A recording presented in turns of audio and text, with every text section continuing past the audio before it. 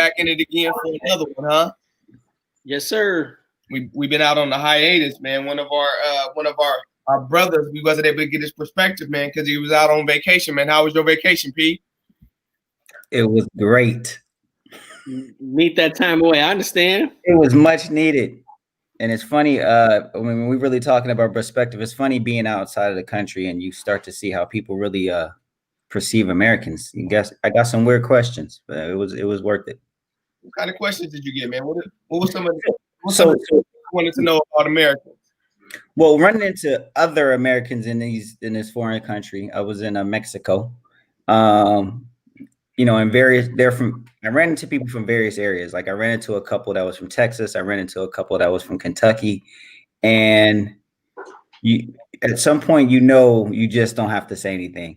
And they were sharing their views on what's going on in our country, and their views, be it that I didn't agree, but I'm like, it's crazy that you see the country that way. So I'm not going to prolong the conversation, but it wasn't a lot of like, man, there's a lot of changes that need to take place. It was almost like we're just in a very awkward place right now as a country. And it's like, no, we're not in an awkward place. Like this is something that just needs to change. There's changes that need to happen drastically in our country. And I don't see it that way. So that was one thing. There is no growth without discomfort, right? So obviously there is a lot of people who may feel awkward by the situation because they're uncomfortable. But for me, if we're in a space of discomfort, then we're in a space of growth. And that's important. We having uncomfortable conversations at work. We're having uncomfortable conversations with our children, with our spouses, church members, things of that nature. So hopefully that all those moments of discomfort is leading to growth. And I think that plays a role into what we're going to discuss today. There's been a lot of pull, man, for years, man, generations on Black men and our responsibilities and our obligations to our community. And I think even so now with everything going on with your social justice movement, you have COVID, you have a lot of people out of work and things of that nature. You have a lot of kids who don't have the normal programs that they have for after school sports and things of that nature that they're able to go to. So now they're dependent on the leaders in the community, their uncles, their brothers, their fathers, and things of that nature to kind of fit that gap or that void in their lives. So what do you brothers feel your obligations are to our community? What is your personal obligations to our community? I guess I'll go first. I think we use this analogy a lot. I think I probably even heard DeJuan use it. It's kind of like when you're on an airplane, they tell you put your mask on first, and then you can help other people after that. So for me, it's taking care of my household. So I got a wife. I don't have no kids at this time, but I got godkids and nephews and all that kind of stuff. So making sure my family unit is intact. And then on top of that is making sure that my good friends, my siblings, my parents, everybody in my circle is okay.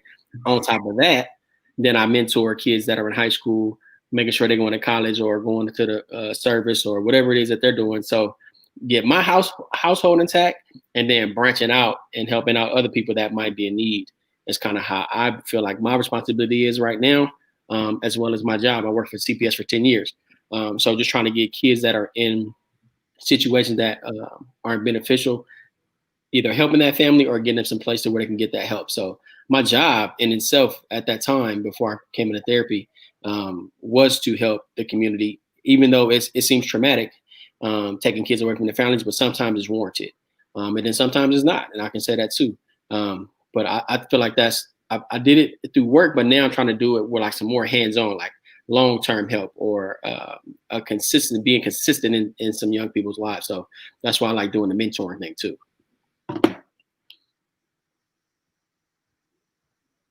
Pete?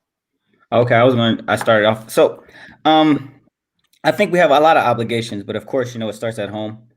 So off top, I got to take care of my sons. I got 2 young boys, one 17, one 5. And so I got to first start with them to allow them to understand what it's like being a Black man in America. And then from there, you branch out into what's ever local. Actually, since COVID, it's not like I can run to the nearest youth center or something to give assistance. So I do what's local, and my first local is actually my job. So through my job, I do a lot of outreach. Even though I serve as a dean, I still try to do as much outreach as possible to African American students and try to give them understanding of what they're getting into.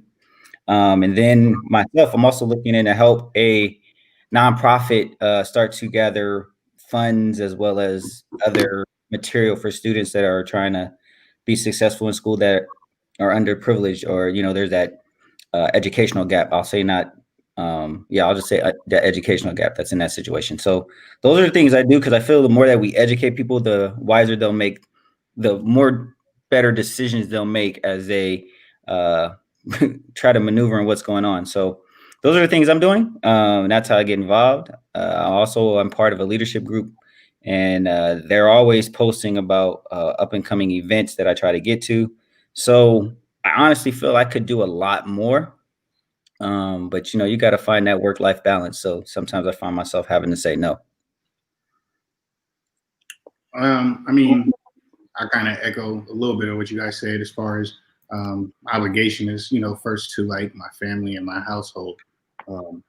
Just making sure that everybody is straight, or doing my best job to contribute to everybody being straight. That comes in many different forms. In life we have different things that approach us and hit us, and you just got to find ways to be supportive and innovative for your family and everybody around you. And then secondly, it's a no-brainer. It's my obligation as a police officer in general. I find that, I'm not just here to educate the Black community. It is a lot of questions coming from the white community, the Latino community, the Asian community, the purple, the green, the yellow. Every community is asking more questions now about African Americans, what our feelings are about what we see in the world, social injustice, police reform.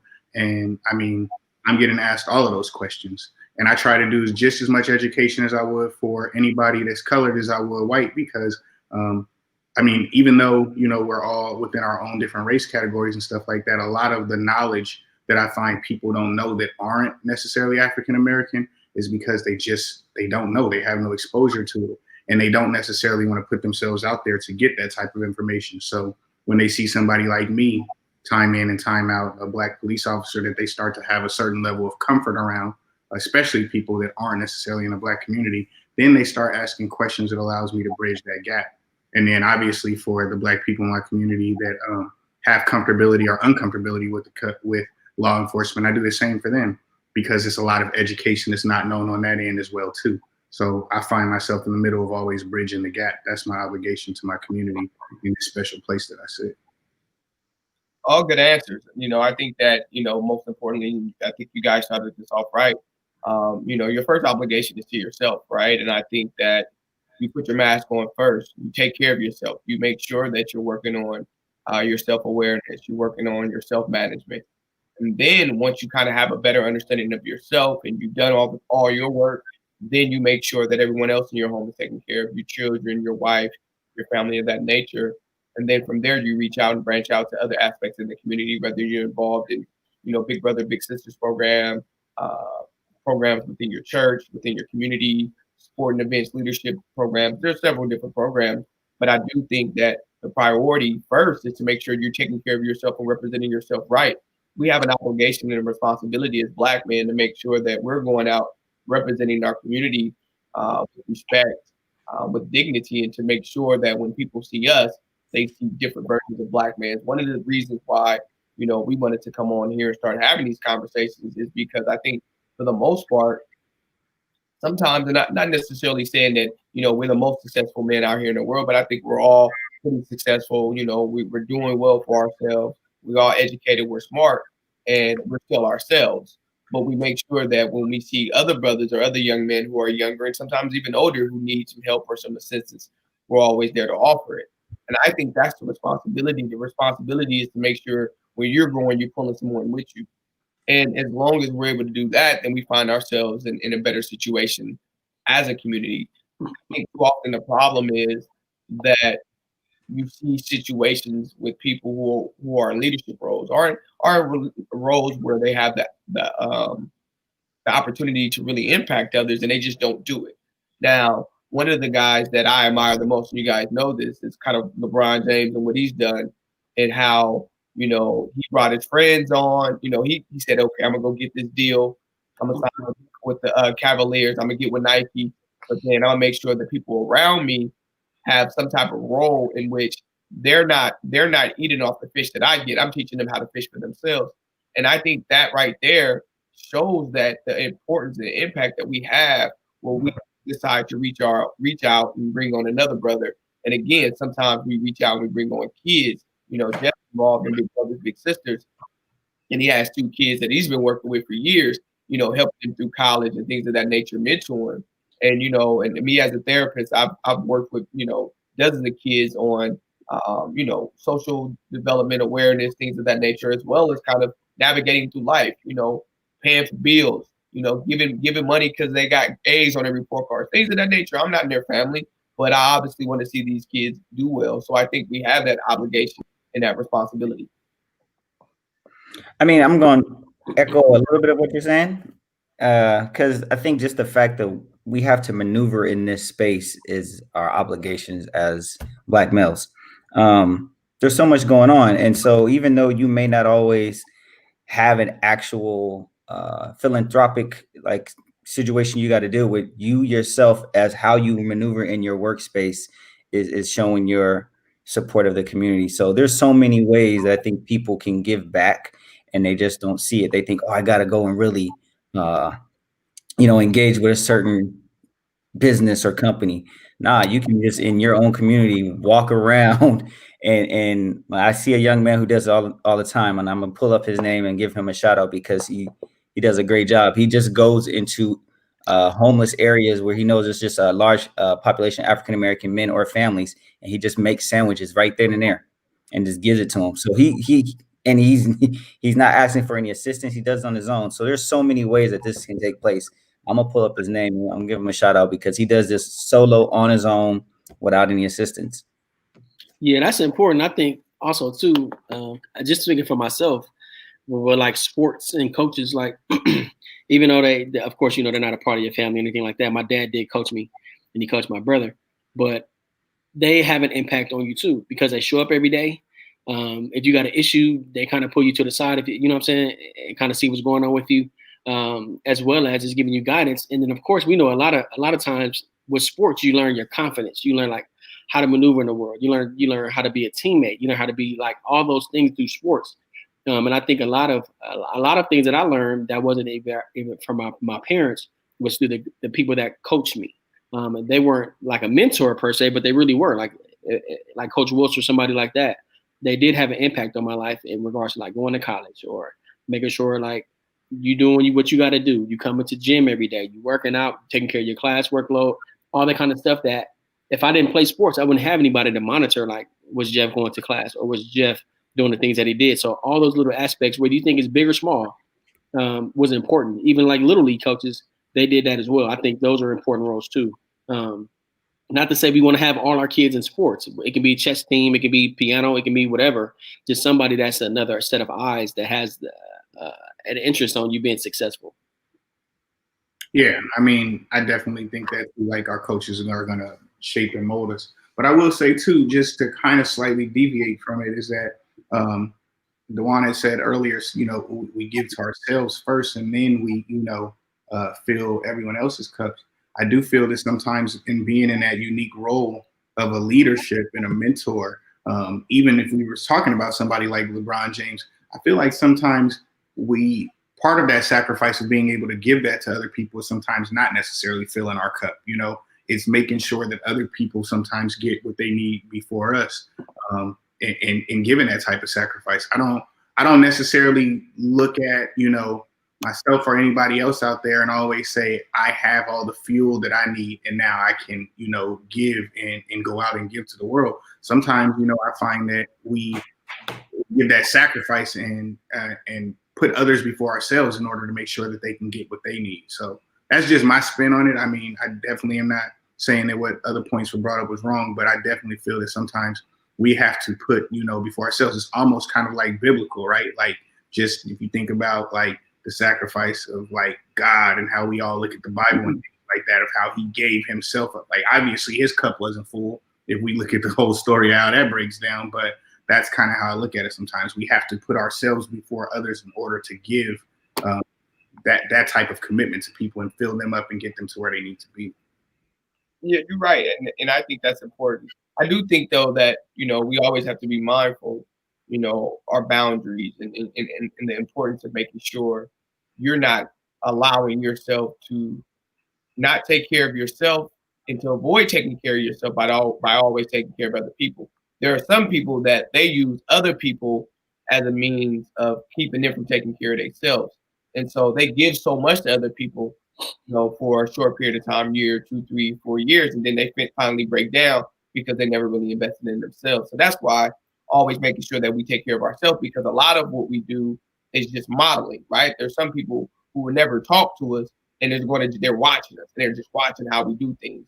And as long as they're watching us, we need to make sure that we're taking care of ourselves so we can show them, hey, it's okay to take care of yourself, but make sure you leave room too for the other people. Because again, if you're taking all the water, if you're taking all the liquids and you're not redistributing it to other people within your community, that could be a problem. But I think Jeff brought up a perfect example, having people like Coach Mike Wilson, who was our football as well as our track coach, is important.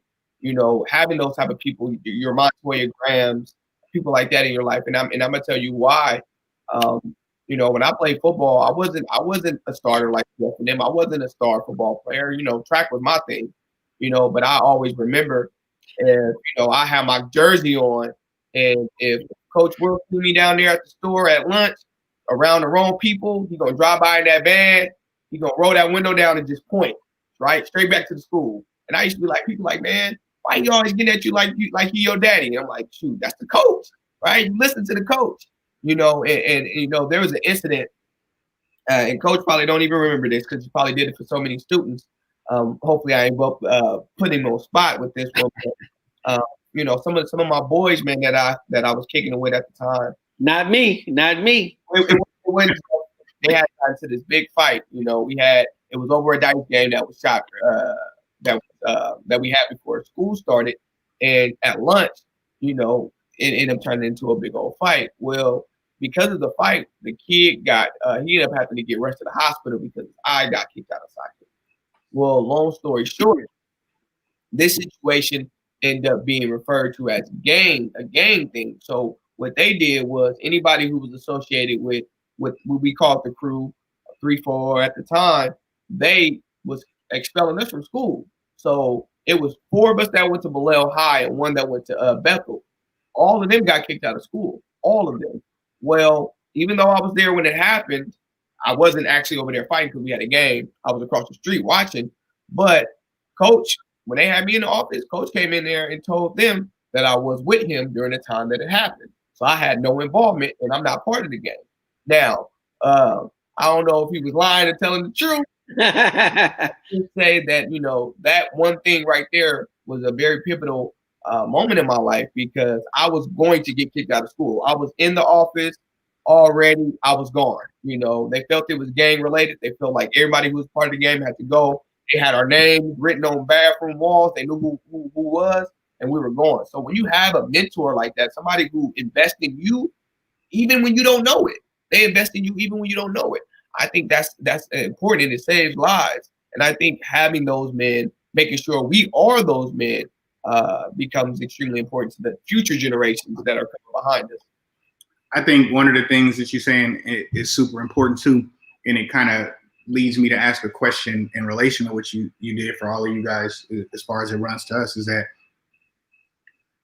finding out who those people are and getting that type of advice from people, they don't always got to be people that are in the glorified positions, right? Like your coaches, glorified positions, your pastor, glorified positions, motivational. We can go down the list. We know that. But recognizing those things, even when you in a neighborhood that has like stuff going on, let's just call it what it is, the hood or anything like that, recognizing what are good and bad mentors in the hood, you know what I'm saying, are in environments that people don't necessarily identify to have leaders and stuff like that.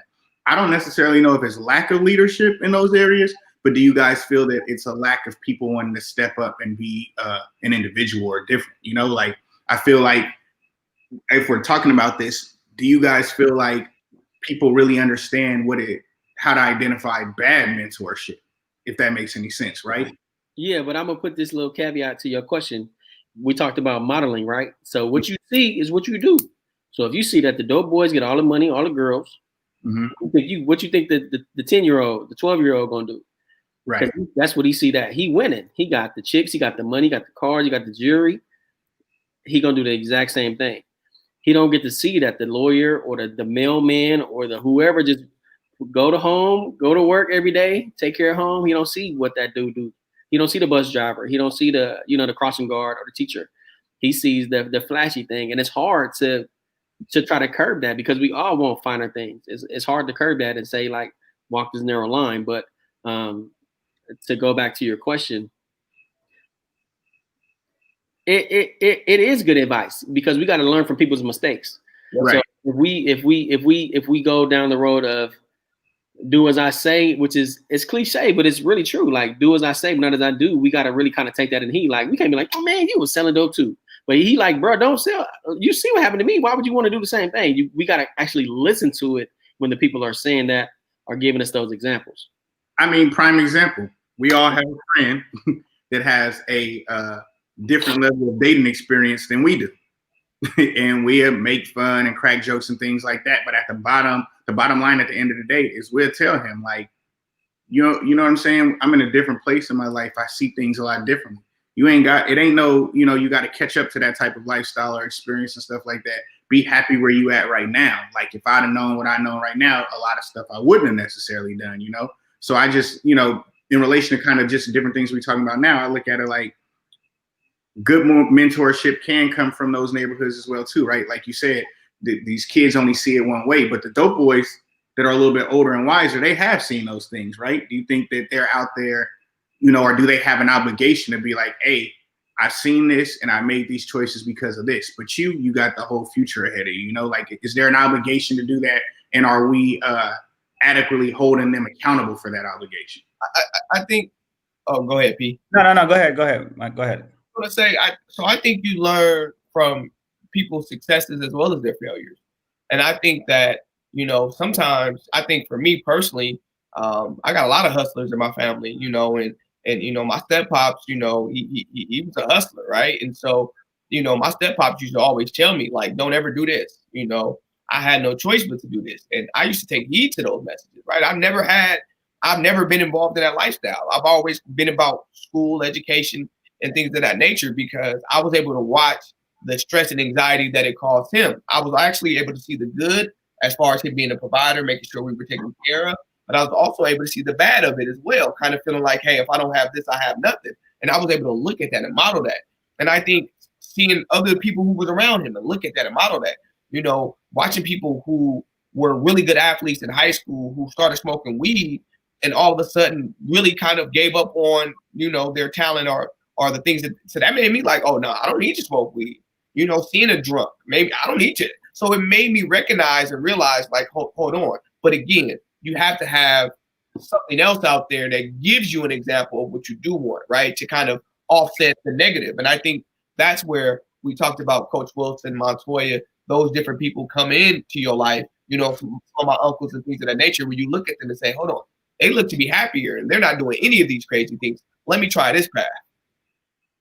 Yeah, I was going to say, when you know better, you do better. And a lot of people that we're referring to, a lot of times they're like, man, I didn't know until after the fact. And then after they learn and they start doing better, that's when they start influencing others. So, I mean, and I think it's that part when you're educated on whatever, and I'm not talking about going to school educated, just educated on, life and how it just happens and how things change. And next, you adapt and you then overcome. Then you start to go, you know what? I need to reach back or find a way to assist those that are in the same situations. So, yeah, to answer your question directly, I think in some ways we all should be holding each other accountable to saying, hey, if you're living in this community, you need to find a better way to improve that community because you don't want the persons or the individuals coming behind you to have to go through the same experiences. And I mean, that's what we're living through right now. I mean, people are starting to actually wake up to say, I need to change this community. Like I grew up here, Nothing really never changed. We all just adapted to it and it was okay. And then next thing you know, people are like, nah, we got to make things better because I don't want my sons or my grandsons or whoever coming up experiencing the same things. And I looked my guy up. His name is Caesar Douglas. His movement, his nonprofit's called Seize the Moment. The reason why I bring him up is because my guy has been in and out of, he's been incarcerated a couple of times, and he's still back in the same neighborhood where he started it all, but he gives back to that neighborhood without asking for assistance. He just makes it happen. So that's the kind of example. He was doing one thing, but he learned better, started doing better, and now he's giving back to his community. And I think everybody has that obligation. When you know better, you do better, right? Right. But even yet and still, we still have that obligation to the community. We also have our obligation to raise our children the right way, right? To make sure that our children don't become burdens to society, that they add value. So that's another component. And then as husbands, boyfriends, things of that nature, we have obligations because we go out there and we treat our queens like queens. And I think that's an obligation too, to make sure that I've always said, like, if I'm gonna get married, I'm gonna do this right. And I'm gonna put all my energy and my effort into it. So then if it doesn't work, then I know I did everything right. I'm not at fault, because for me, I want to make sure that I have an obligation to treat my wife in a way that she deserves to be treated. So then my son watches me treat his mom that way, and he knows when he gets older, after he just experimented a little bit, right? Got out there in the streets, and he knows how to now treat a woman in that way. So I think that obligation is important.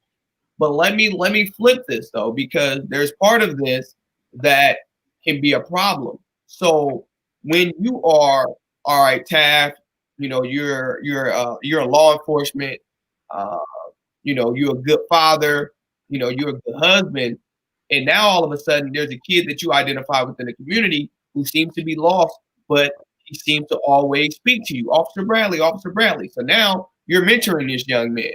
Well, hold on. You're involved in this young man's life. He doesn't have any father figures, no uncles, and his mother is attractive. Does that become a problem in our community sometimes when we are trying to go in and help someone else, or be involved in someone else's home, although the intentions are genuine for the child.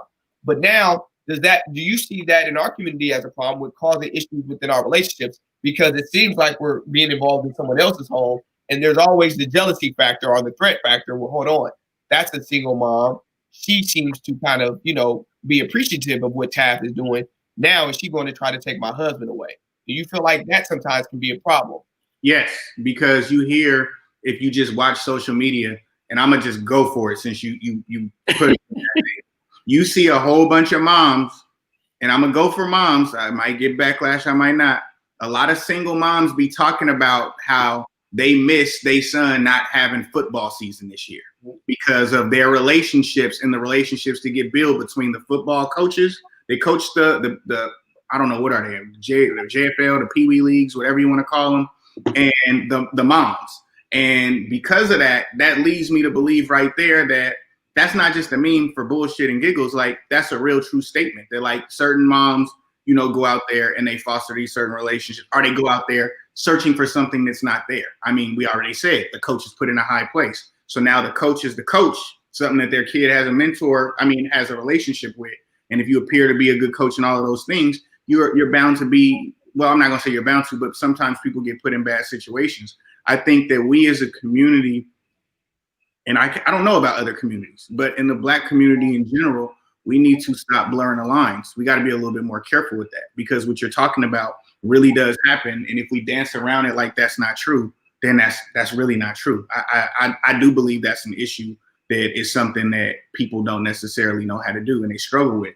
My advice is that if you're going to be out there helping and this and that, and you married folks, have your wife go pick up their little asses from practice or drop them off back to their mamas too, so that the mama knows straight up that your wife is already all in the videos, dancing, singing, because you don't want them problems. But when you kind of keep that distance and stuff like that, you kind of create that interpretation and stuff like that. So that is a real thing in our community. I'm sure there's other examples. That's just one that I've seen.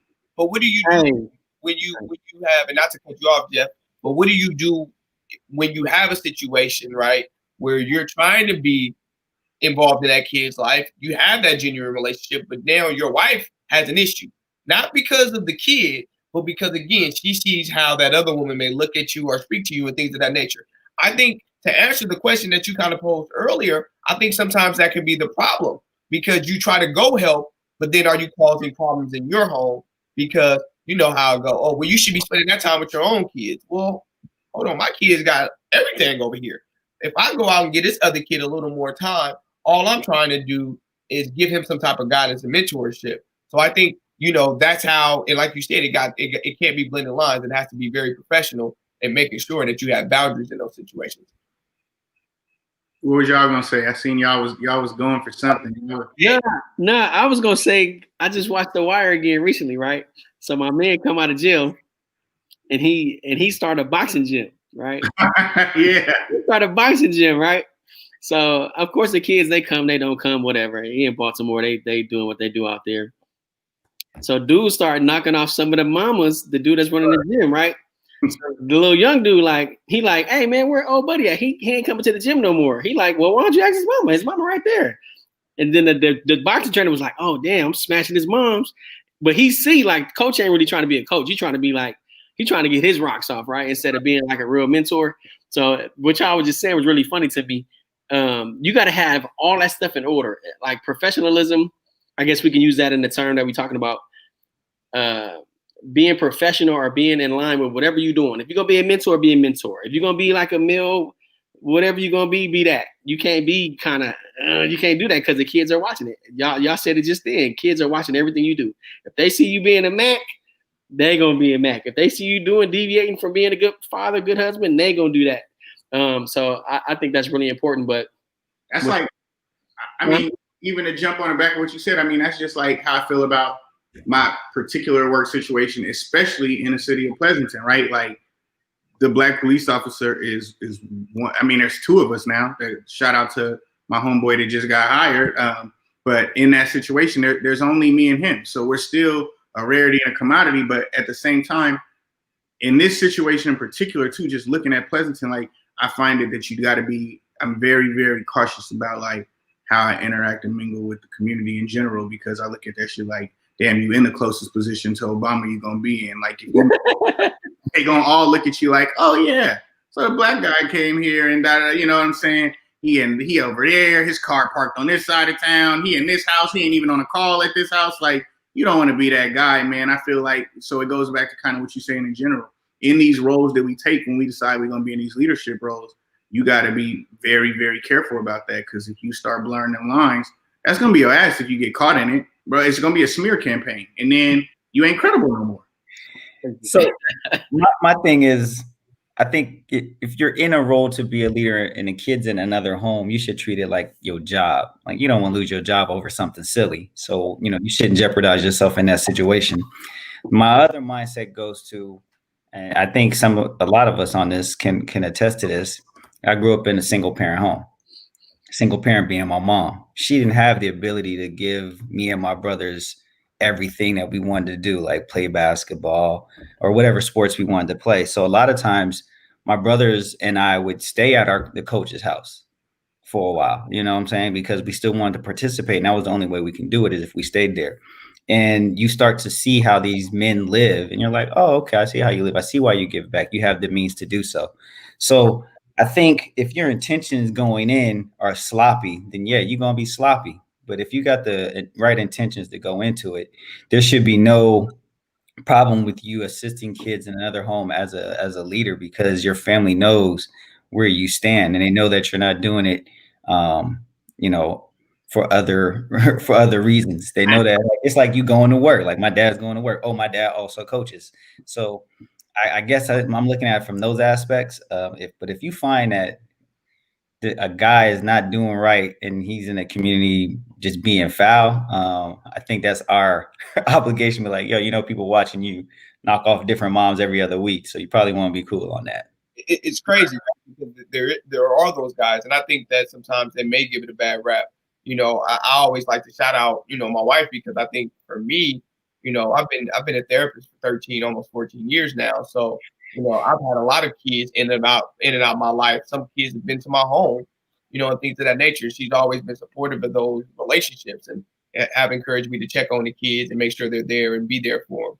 And I think having somebody who supports you make it easier for you to go out and get back because you know that your wife supports it.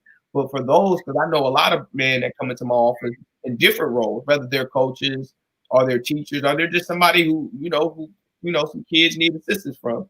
And they're like, well, I have this kid that I try to do these things with, but my wife seems to get upset, man. And it's like, somebody's blocking your blessing. You're trying to bless somebody else, and the person who loves you the most is trying to block you. And I think that's where we have to be mindful of our obligations to our community and our obligation to one another, and make sure that we have a sense of assertiveness and making sure that, hey, this is what I want to do. This is my passion. I'm not going to allow these BS arguments and things of that nature get in the way, because they can.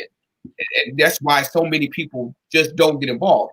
I really think one of the biggest issues why a lot of men don't get involved with these other kids who are out here is because they don't want to have any issues within their home. But think about this. There's some men out here who got nephews. Their nephews don't have a father figure, and they're not even involved in their nephew's life, man. And it's like, that's trash, right? If you have an opportunity to be there for people that's in your family, have the same blood as you, and you still not, then come on, what can we say about you as a man? How are you leading in your community? You want to go and get big props and big ups, but you can't even make sure that the men that are in your family are okay. It goes back to what Jeff was saying earlier too, just to kind of get back into this, is that it's also that whole don't do as I say, or don't do as I say. I do. Don't do as I do.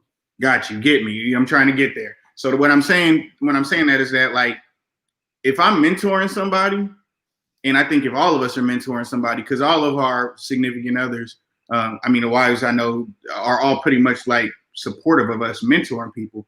I'm going to like show this person all parts of my life, right? If I got a kid that I'm mentoring and stuff like that, he's going to meet my family. He's going to know who my wife is. He's going to know who my daughter is. He's going to know who my son is. And it's also the other thing too, is that not only am I going to show him that, but I know my own flaws personally, right? So if this is like somebody I'm going to mentor is just like my son, I'm going to take that and be like, all the things in which I lack thereof or that I wasn't good at, I'm going to make sure that I instill that in this kid to make sure that they're better, like that they are doing things. There might be pitfalls in my life or shortcomings that I have and stuff like that. That's not what I'm going to expose them to or make those mistakes around them, because I'm trying to build a better person in America, right? Like, it's all about knowing. It's almost like looking at that person and being like, damn, if I could do this all over again, knowing what I know now, I would, do things differently. So that's how I look at it in mentorship, is that you should be doing all those things, exposing a person to all parts of you so that they understand who you are as a person and what type of mentor you are for them, because everybody ain't for everybody. And second of all, you should also be thinking of the things that you weren't good at in your life, and so that you can make sure that that person is better in those areas, because we all know our crooks and our hooks and our flaws, and we got to make sure that when we're out here building people, we're aware of that and we're not passing that on to them as well. Yeah, that's important you got to tell people like your downfalls too, like when you failing or when something's going down or wrong. So like with my mentee, like with a couple of them, James, Josiah, and Jalen, I always talk to them about, I was in grad school for like 4 or 5 years, bro. Don't be like me. Don't wait this long. Don't take it this slow. Don't do all that if you want to pursue that. Like, go and get it right then and there while you're young. I'll talk to them about whatever you decide to do, whether that's college or whatever, vocational or you're going to get a job. I make sure that I'm always open and honest with them, whether I be like, bro, you don't want to go, you know what I'm saying? You don't want to go work at a warehouse, or you don't want to go work at Amazon or whatever, because you kind of get stuck in those little areas. So I'll be as open as I can with them. And I talked about my downfalls in life. It's like I switched degrees in college when I shouldn't have did that. Like, this wasn't, this was my passion at this time, or I should have did it like this, or I should have done it like that. Just to let them know that I wasn't always successful, and I haven't reached the pinnacle of my success just yet. I'm still working on myself at 36 years old. I'm still having downfalls and, the leaps and bounds that come with life, even at this age. You're always growing. So I think it's important to let the young people know that you're not going to keep your trajectory in life. Is not going to be like this, bro. It's going to be up, down, up, down, up, down. Yeah, it's going to do that. So I feel like that's really important to let kids know, like, you're going to have some down times too, man. But, you can bounce back. No, I hear you. Pete, you had a question that you wanted to kind of offer to this discussion. Go ahead, and I think it's something worth discussing. So yes, a different side of this. So a lot of times we're questioning, like, where are our Black leaders, or where are the people that has that voice that can push us forward? Where are they at? Like, where are your Malcolm X or your Martin Luther Kings, or those people that just have that voice and that strength to go forth and do it? Like, what happened for our generation? And we have some, and we have a few that I can think of.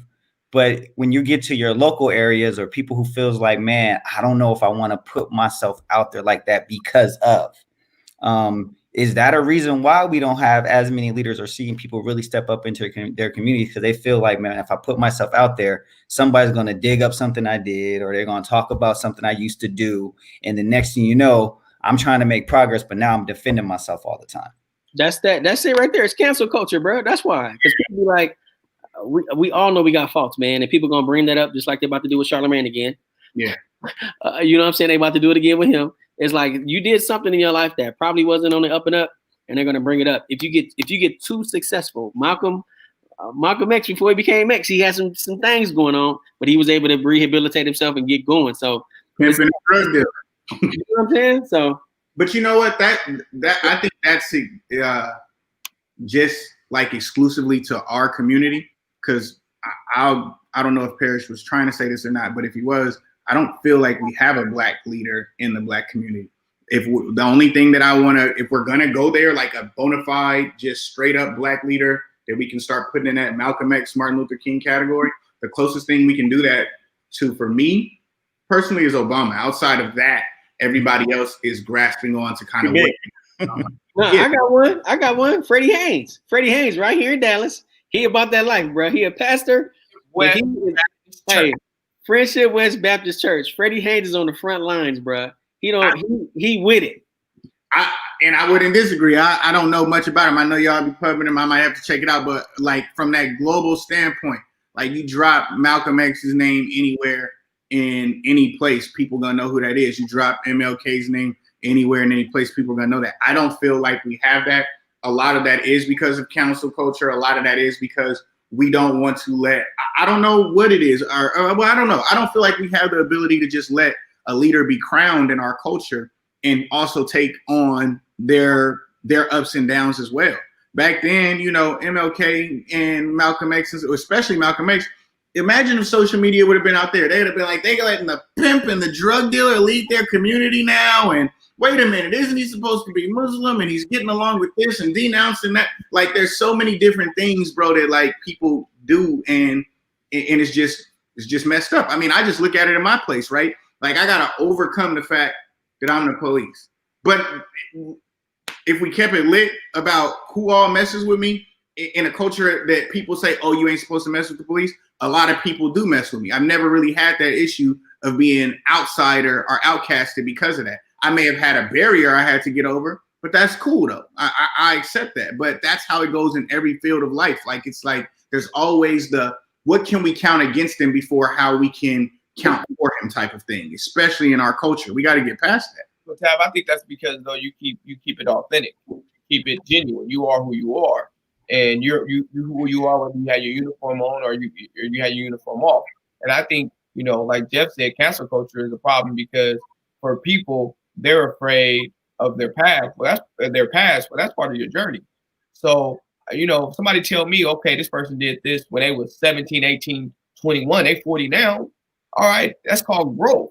They could have believed this at one age, and at another age, they have a different perspective. I tell people all the time, I tell my clients who are part of the LGBTQ plus community that, hey, in my early 20s in college, I was a homophobe. Now, look, I'm Arab, come on, be all. You know, I'm helping everybody because when I recognized I had to grow. And so if I'm ashamed of that, now it can be used against me. But if I embrace it, if I embrace the past and say, yes, at this point in my life, I was ignorant, I wasn't informed, I was discriminatory towards a group of people. Now, as I've gotten older and I got more informed, I can say that, hey, I was young and dumb. And I think sometimes that's the issue is too many people are out here kind of misrepresenting themselves as someone that they're not. And so you don't do that. So you can be good in the hood as well as the precinct, because you're people that can't, because again, they are not necessarily being authentic within themselves. And we have leaders out here. Most of the time, though, they just kind of move in silence, right? They just move in silence, and that's kind of what ends up happening. Even in the Twitter and in the social media world, some people just feel like they move in silence simply because, again, they don't want all the baggage associated with people. You know, you got some of these activists getting bomb threats and death threats and all that on their doorstep. So you got some people that's behind closed doors doing a lot of things. But you're right, we do need that one, those, not that one person, but those different people that, you know, we kind of have an understanding of their message and what they're doing, that we can kind of galvanize, that can galvanize people, and we can kind of rally behind and go with them. I mean, you got like what Nipsey appreciated too late. Tupac, to some extent, appreciated kind of too late.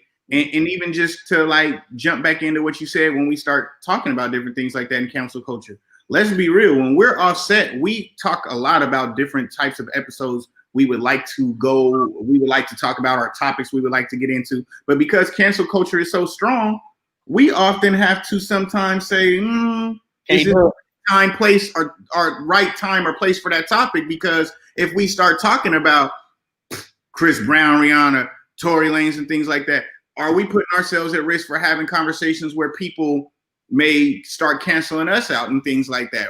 There's a lot of different topics that we could talk about, that we discuss off camera, and how we find a time and place to do it, because cancel culture is so strong. It definitely can play a factor into just you still being here to be a voice to somebody. We got a good group of listeners and people that tune into us, but one bad episode and one bad topic, shit, somebody could be on Twitter talking about cancel them 4 dudes from Braspective. They ain't shit. They all about this, and that, because of one bad statement that was interpreted the wrong way. Exactly. So, say, what about Sean King? I mean, you know, we Sean King is an activist. You know, he's involved in a lot of stuff. We got Lee Merritt out here in Dallas. We got Freddie Haynes. There's a lot of people. Bomani Jones, who's involved in a lot of stuff. He's an announcer on ESPN. I think we got a lot of people. It's just maybe those people kind of need to get on the same page, because everybody has, not to say an agenda, everybody has a perspective, right? And so since everybody has a perspective, they all fight in kind of different fights and different battles. And I think at the end of the day, if you're fighting a battle for the growth of people and the equality, the inclusion of people, then I think that we are in a better situation. But again, trying to make sure we can find those people that can we follow around. I don't care about if this person made this mistake. Cool. The fact that you made a mistake, now I know you know how to overcome some situations. I don't want nobody coming to me telling me that they're going to lead me and they ain't never had nothing go wrong in their life. Get your perfect ass up out of here. If stuff go wrong, you're going to bail. So yeah. I don't understand why, as a people, particularly Black people, we find out something about somebody that they did a long time ago, and all of a sudden we're ready to get rid of them when we all done something. We all have a story to tell of how we came out of the mud. So since we have other people who had their stories to tell, now we're chastising them simply because, again, it wasn't something we could ride with. Now, again, I ain't with all that sexual assault, abuse, none of that type of stuff, obviously. But again, I'm always willing to listen to somebody and so they can explain to me what happened and what's going on with them. So, and that's the reason why I asked the question, and I'm glad it did just go where it went. But the real reason why I asked the question is like, why is it that people aren't just focused on what they're trying to accomplish? You know what I'm saying? So we just went on all these different aspects of, you know, I don't want people to know this about me, or that, and we get focused on that, but we're not looking at, why are we looking at what they're trying to accomplish and get on that? Like, I'm not saying, you know, you got to follow the most negative person because they have a great platform, but I'm just saying, if it's a unified front that we all need to, and we all agree on, like, why can't you follow that and not be stuck on who they were or what they did? The reason why I even started with the question is because I was thinking of who's on your shirt, Dewan, Colin Kaepernick. At the end of the day, people were stuck on what he was doing, how he was doing it, but they weren't looking at the topic. 7 years later, oh, we get it. Sheeps, right? Because here's the thing about situations like that. Right. I shouldn't agree with 100% of nothing that anybody has, because then exactly. Yes, Cap may have not voted, or he may had on the socks from Fidel Castro. He may have tattoos. You know, he may have done some things that made people question him. I'm sure a lot of our other leaders, there's rumors about Martin and what he was doing behind closed doors. Now, he got women, right? Everybody's going to have something, but I can support what you're doing and not support everything that you've done. Right. That's the thing that's going on. And even so, I may not agree with everything. Black Lives Matter. Some people don't like Black Lives Matter. Oh, well, they're trying to destroy the black men. The black men and their leadership role within their home and all that. Like, all right, whatever. But what else are they trying to do? You pay attention to the one or two things that's in their message instead of the 98 other things that are positive. And I think that's the problem. We want people to be perfect. Exactly. Perfect. I think it's hard to find that pedestal for people, for sure. One of the things that I wanted to touch on too is that when you talk about the LeBron Jameses and Colin Kaepernick, and I'm gonna go after a certain group of people, but I'm gonna make it big so it don't look too individualized. There are a large group of people that I have met that are not within the Black culture that tell me, "Oh, I ain't watching sports no more right now." Have y'all met people like that saying that? "Oh, I ain't watching sports right now. I'm taking a break." On the week, what you talking about? Huh? No, I know. Depending on the week, what you talking about? I know people right now that's telling me I don't watch sports right now. And when I always ask them, like, well, damn, I mean, you was just in the fantasy football league last year. You always talk to me about sports. What happened is it's too political, So I interpret that, and it is my assumption for them to be on that shut up and dribble shit. And I guess the part that bothers me about that is that when they're talking about, well, I can relate, not every white family or, Hispanic family or whatever family grows up with their pops in the family and this and that, and they find other mentors. What about like what we just said right now, those that ran out of mentors? There's just a shortage on it and they're not available. So they are looking at LeBron James. Like these LeBron Jameses and people that are on this platform, they have been put in this place to be that leadership for us. They have been put in that place because wealth and entertainment is what most people outside of our culture grasp to as far as the who's who and what's what. So they are somewhat, if they choose to be, I'm not saying we have to make them, but if they want to take that stance and represent for that portion of the culture and make their voice heard, why do we got to put them in this shut up and dribble category? Why can't they be that leader, and why can't we accept and respect that? Like, I find that to be a direct impact on that when people are making those statements to me, that I feel like they're basically saying like, "Nah, I ain't watching sports right now. It's too political. Why won't they shut up and dribble?" They telling LeBron James to shut up and dribble. And the biggest criticism that people have against LeBron James is the decision, which raised $3 million for the Boys and Girls Club.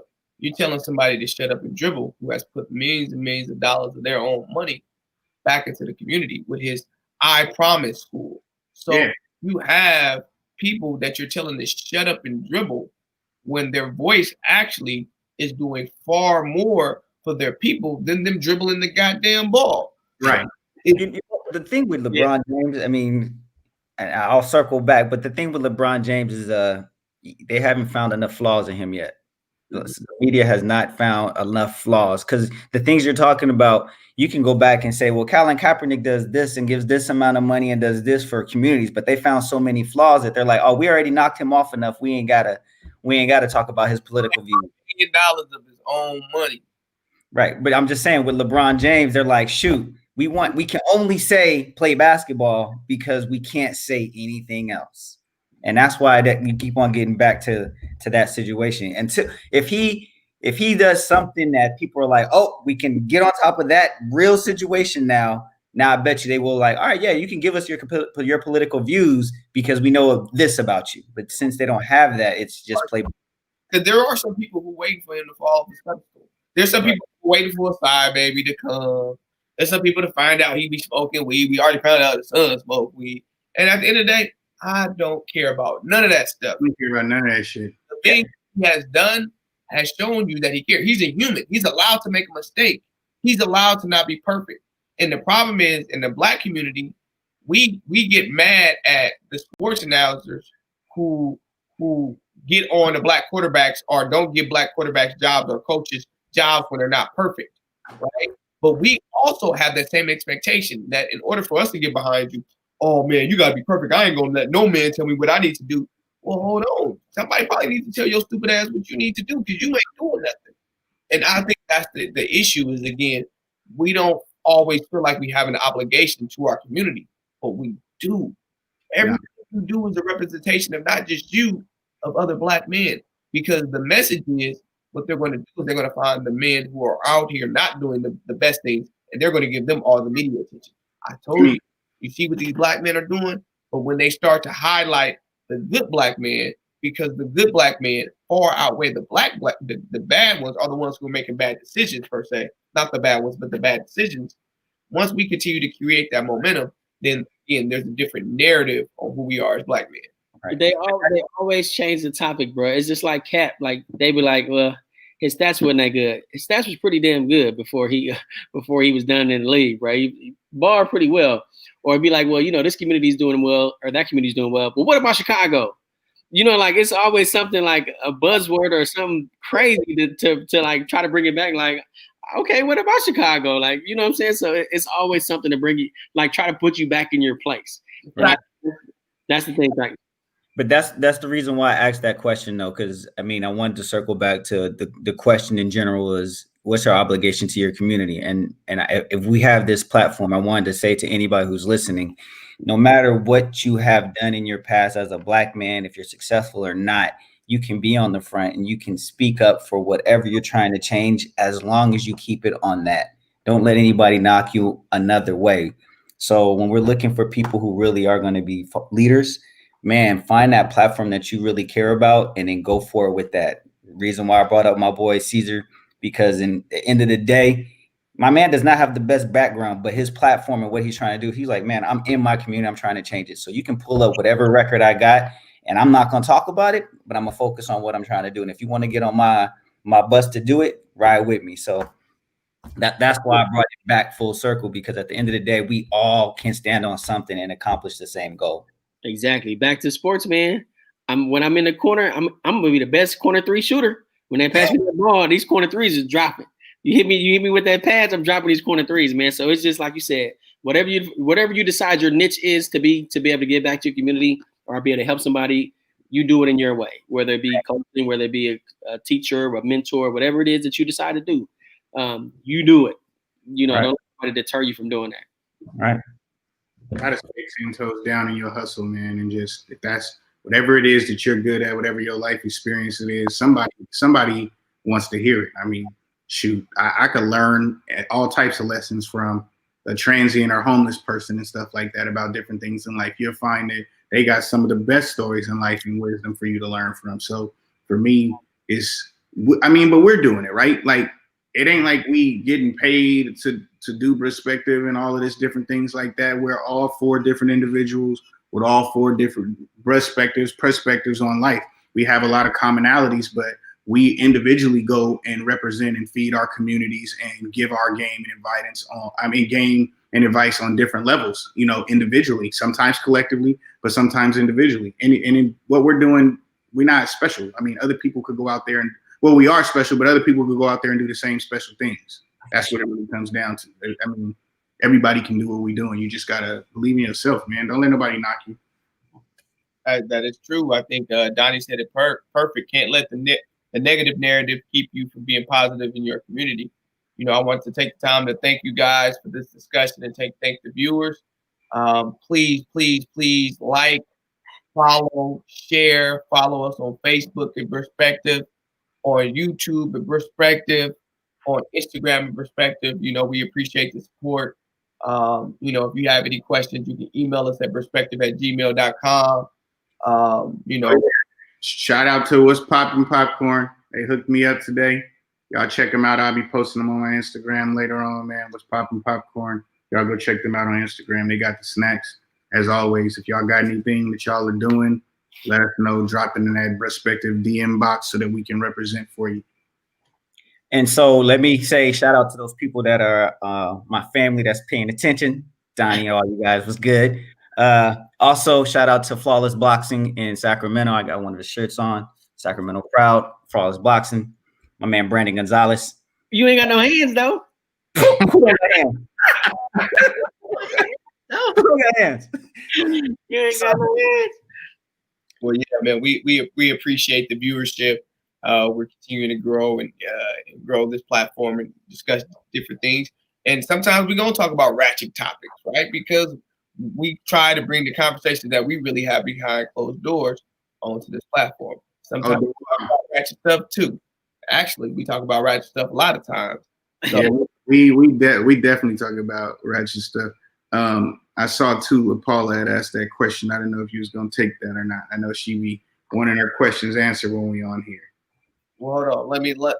Let me see. Paula messing up our bedtime. And I think we talked about that. So then we talked about that. Yeah. So we talked about, making sure that we taking care and model our households and things like that. Pay attention, Tav. Pay attention. I just got off work too. I was popping popcorn. That's why I brought it up. So, yeah. But again, we'll see everybody in 2 weeks. Again, like, share, love, all. Everybody stay safe. Make sure you pray to whoever you pray to, and we'll catch you in a couple weeks. Lakers in 5.